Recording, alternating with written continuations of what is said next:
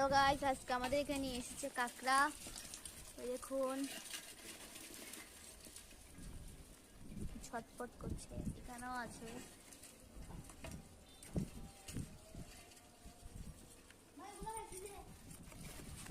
আমার ভাই পলিথিন নিয়ে চলে এসেছে।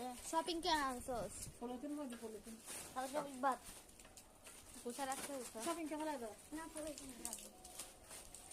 কিভাবে ধরবো? তো দূর থেকে বলছে মোর লাগে দিয়ে এলো তুই টাকা লাগে আলাদা করে নেকি যদি করে একটু বলছে না টাইম ভাঙবি তো তো এত বিজনেস করলাম।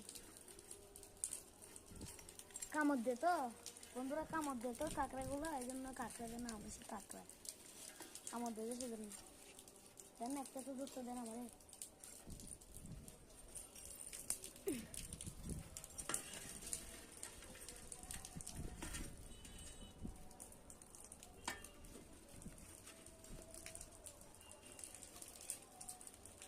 তোরা তো সাহস আছে ধরবি যে আমি কি দিত নাকি দিচ্ছেন না রে,